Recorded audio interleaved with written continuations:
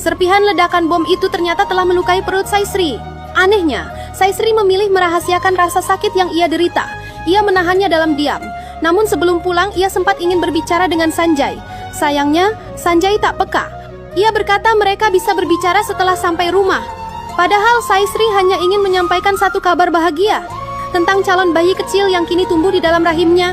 Sanjay tiba di rumah bersama Ramesh dan beberapa orang lainnya. Tak lama kemudian ia menerima telepon dari Amar.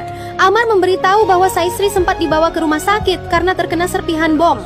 Namun Sanjay diminta untuk tidak khawatir karena luka Saisri disebut tidak serius. Padahal kenyataannya, luka yang dialami Saisri sangat parah.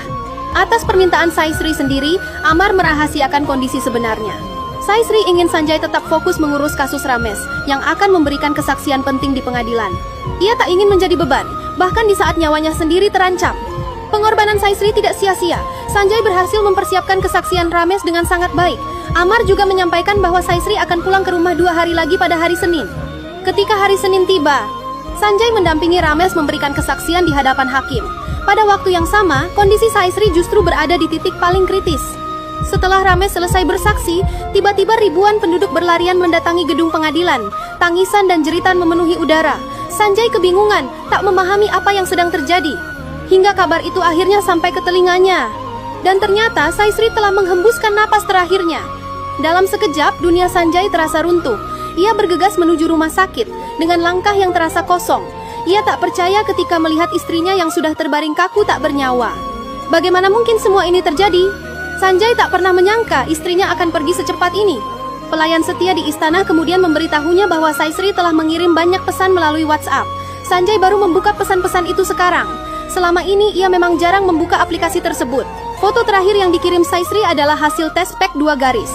Saat itu juga, air mata Sanjay tumpah tak terbendung lagi. Setelah mengetahui kalau ternyata istrinya meninggal dalam keadaan hamil, penyesalan paling dalam menghantam jiwanya. Penyesalan selalu datang terakhir. Pada saat ritual terakhir, Sanjay terdiam ketika pendeta menanyakan zodiak Saisri. Ia tak mampu menjawab. Seketika itu, Sanjay merasa menjadi suami paling gagal di dunia. Jangankan zodiak, makanan kesukaan istrinya saja ia tak tahu. Seandainya ia tahu umur Saisri tak akan panjang, seluruh waktu dan perhatiannya pasti akan ia habiskan hanya untuk istrinya. Kini, istana megah yang ia tinggali hanya menyisakan sejuta kenangan tentang Saisri, kenangan yang satu persatu menyesakkan dadanya. Ia tak lagi bisa melihat senyum istrinya, senyum yang tak sempat ia bahagiakan. Dada Sanjay terasa pedih dan perih. Ia teringat sepenggal lirik lagu. Kalau sudah tiada, barulah terasa. Namun masih ada satu hal